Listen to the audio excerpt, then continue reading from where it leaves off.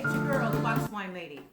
Me and Oliver are back again. This is Friday, May 12th, and we just had a full moon on May 10th, and I've been feeling the energy. I don't know about you, but it's been affecting me. And that's one reason why I want to talk to you about. I want to talk to you about how to keep your faith when you don't see the whole staircase. And that comes from a quote from Martin Luther King Jr. I actually have the quote on my wall because I just love quotes, inspirational quotes. And the actual quote is, faith is taking the first step even when you can't or don't see the whole staircase. And so that's what I want to talk to you about today.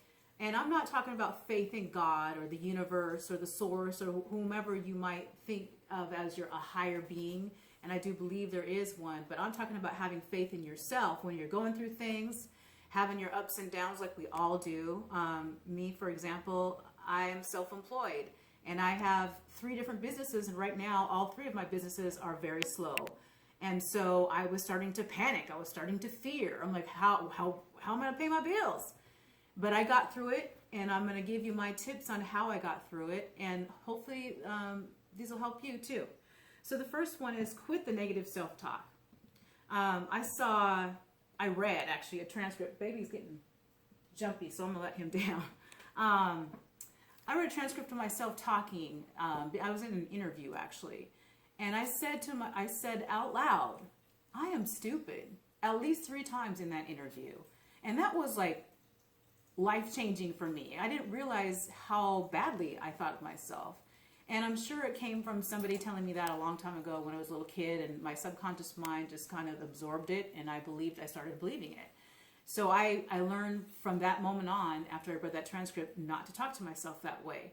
Is when you talk to yourself that way, you actually believe it. And if you believe it, then you can't achieve anything like that. So talk to yourself in a more loving, affirming way, always. Try your best to do that. And on that note, my second tip is have a go-to mantra that you can say to yourself that kind of uplifts you, that makes you feel better, that helps you get out of that situation. For example, mine is, every day in every way, I am getting better and better. And you know, it just puts a smile on my, you see it? It just puts a smile on my face, just saying that out loud to myself. And it makes me believe that I can get through it. And just like I'm doing right now, I mean, my situation hasn't changed yet, but you know what? I know that I'm getting better in every day, in every way. And one of my businesses is going to pick up. I'm going to pick up some work, and before you know it, I'm like, what was I worrying about? You know, that's what's going to happen. I'm just telling you. Okay, number 3, and I say this all the time, is focus on the positives, not in the negatives in your life. If you focus on the positives, that's what you're going to attract, is you're going to attract more positive to yourself. When you focus on those negatives, on your fears, that's what you're going to attract. You're going to attract more of that to yourself. So you want to focus on what you want to have attracted into your life. So focus on positive things, even if it's as little as, I got a pot of greens on the stove right now that's going to taste so good at the end of the day. Yes, see, Dave is over there going, I'm telling you, it smells good. It's hot though. That's the reason why I got my tank top on. I'm hot. Anyway, your fears will dissipate because you focus on something positive and your attitude changed.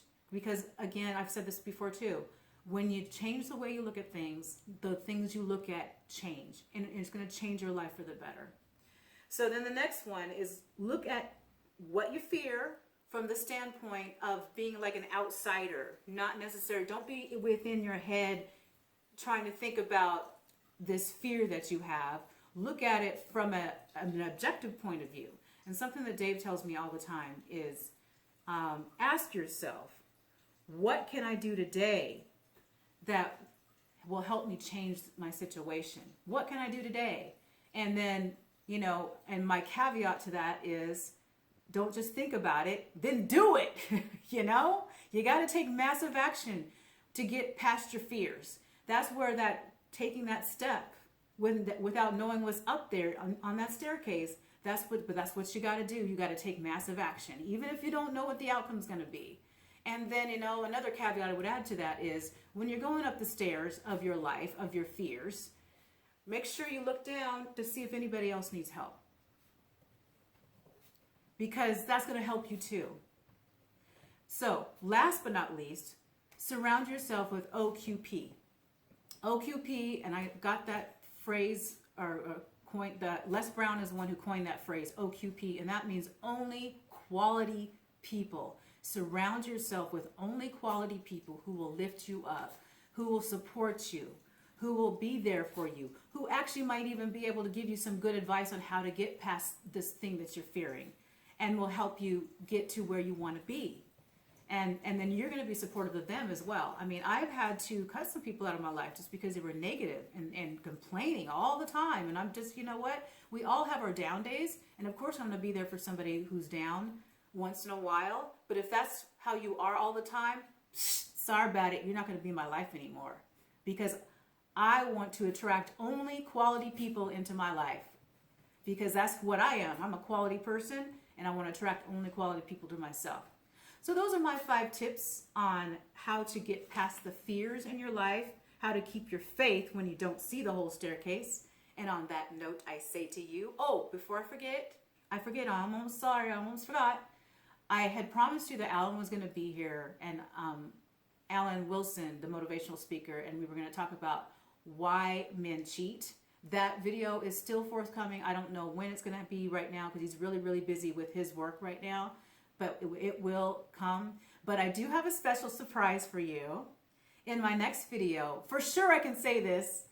In my next video, the silver fox is going to come out from behind the camera, and he's going to talk to you on the camera with me. So look forward to that. You can hear from, I call him a sage because he's just a very wise man. So you're going to hear from this very sage, wise man, Dave the Silver Fox, in my next video.